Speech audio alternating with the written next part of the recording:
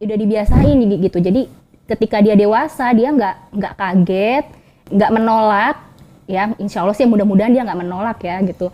Jadi dia udah terbiasa ngelihat gitu, ngeliat orang tuanya, ngeliat ibunya pakai, dan alhamdulillah Lula jadi bisa ngelihat gitu. Oh, ini Bubu pakai jilbab. Halo, assalamualaikum teman Bubu, ketemu lagi di YouTube channelnya Bubu Danti. Nah, di video kali ini aku mau bikin video reaction tentang video aku yang viral dan trending di Twitter tentang pemakaian hijab ke anak yang diliput oleh DWTV. Jadi pertama tahu video ini trending atau rame lah di Twitter itu dari teman sebenarnya. Jadi aku sendiri juga belum dikasih hasil videonya, hasil tayangannya dari pihak DW. Nah, teman aku sempat buka-buka Twitter terus nge-capture ada gambar video aku tuh di situ. Yaudah nih, santai lah aku kan. Nah, pas aku buka Instagram, ada lagi teman aku yang mention. Tapi di situ bilang, komennya udah rame katanya. Wah, penasaran kan, rame apa nih gitu. Nah, akhirnya aku bukalah Twitterku kan. Aku buka Twitterku dan ternyata bener dong, videonya itu udah hampir 1 juta view lah pada saat itu ya. Udah 1 juta view yang nonton, dan komen itu udah hampir sampai 8.000 komen. Sebenarnya gini, dari pertama kali aku tahu pihak DW ngubungin aku untuk wawancara, itu aku senang banget ya, karena aku tanya kan tentang apa nih wawancaranya.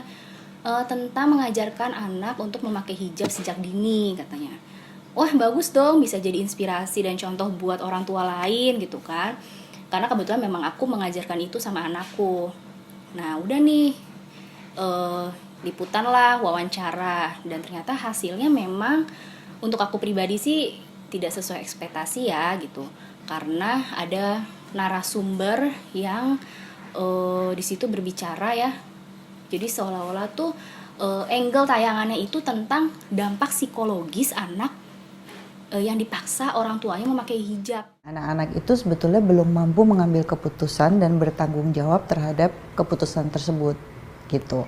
Jadi resikonya adalah mereka menggunakan sesuatu, mereka memakai sesuatu tapi belum paham betul konsekuensi dari pemakaiannya itu.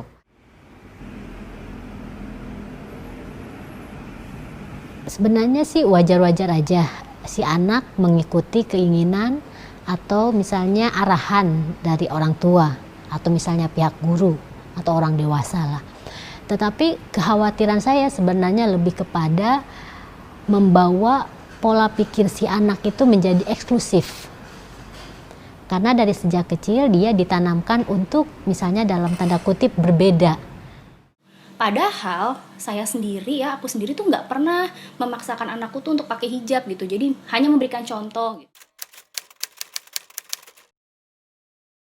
Jadi dari awal memang aku nggak ngecek sebenarnya detail liputannya seperti apa, jalan ceritanya akan seperti apa, angle-nya akan seperti apa gitu. Tapi aku langsung mengiyakan, dan ternyata hasilnya memang jadi rame gitu, jadi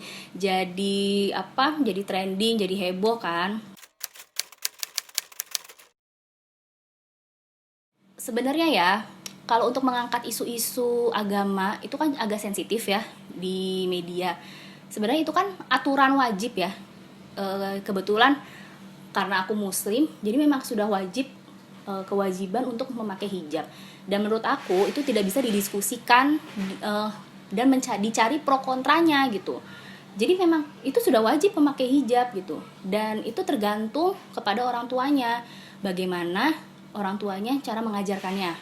Kalau memang cara mengajarkannya dengan marah-marah, memaksa, ya pasti anak itu akan trauma ya memakai hijab. Mungkin dampaknya ya bisa ketika dewasa dia akan melepas hijab gitu. Tapi kan di sini aku pribadi aku tidak begitu, hanya mencontohkan. Toh kalau memang anakku di selama perjalanan belajar itu dia nggak betah gitu, ya nggak apa-apa, boleh lepas dulu. Ya namanya juga masih anak kecil ya, nggak betahan gitu.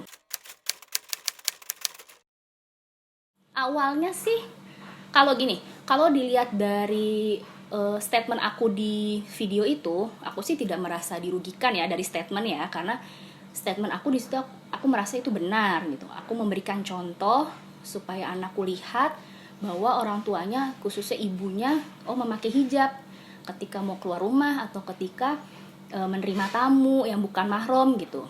Nah itu sih menurut aku statementku benar. Nah di sini kan yang dipermasalahkan oleh netizen itu adalah statement dari psikolog dan feminis muslim. Mereka yang memang sedikit kontra dengan pernyataan aku gitu. Karena menurut mereka kayaknya sebaiknya anak-anak tuh tidak direnggut deh haknya.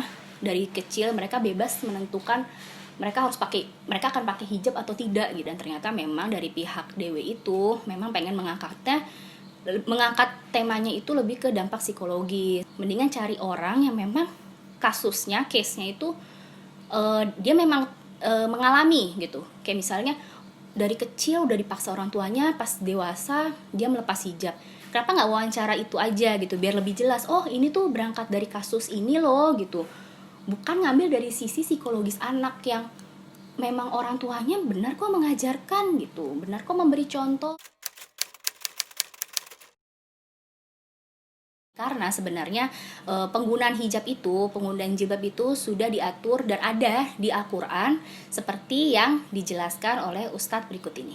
Allah berfirman kepada nabinya di surat Al-Ahzab ayat 59, ya ayyuhan nabiyyu qul li azwajika. Nih, Allah mengatakan, wahai nabi, katakan kepada istri-istrimu.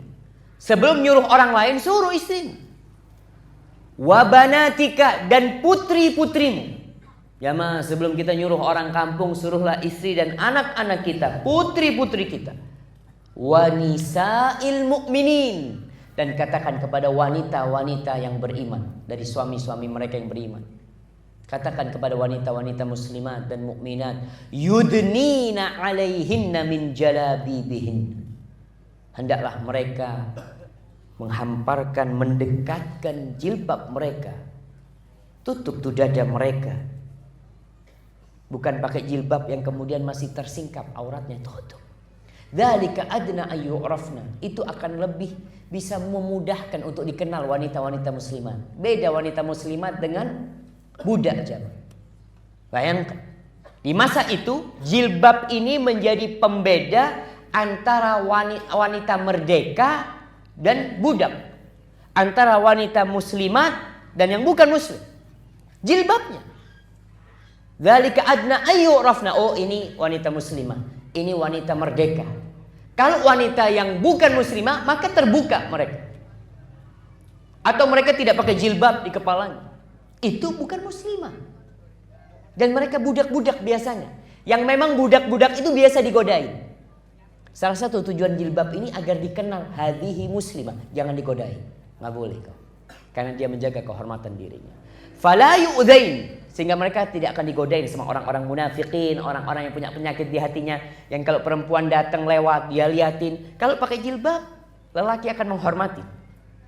Tapi kalau wanita datang dengan rok pendek umpamanya, dengan you can see, lelaki-laki itu paling tidak akan memandang. Kemudian kadang-kala ada yang siulan, siut. Iya, digodain. Nah, kenapa? Karena memang dia pantas digodain. Masa Ustaz? Dia pantas, dia itu pakai kayak gitu tujuannya apa? Ingin dilihat. Dia ingin dilihat orang dan tentunya ingin digodain. Dan akan digodain sama orang. Wa kana Allahu ghafurar rahima. Allah itu Maha Pengampun dan Maha Pengasih. Ya intinya kalau aku sebagai orang tua itu aku merasa wajib ya mengajarkan anakku ilmu agama. Kalau salah satunya hijab ini ya, apalagi anak perempuanku kan. Tujuannya sih sebenarnya satu ya, supaya dia nanti tahu itu tuh yang baik, mana yang baik dan mana yang benar. Berhijab itu sangat baik, menutup aurat ya kan, dan itu memang sudah dituliskan di Al-Quran dan Sunnah Rasulullah SAW gitu. Jadi ya udah itu aja deh. Terima kasih banyak ya teman Bubu. Sampai ketemu lagi di video selanjutnya. Wassalamualaikum warahmatullahi wabarakatuh.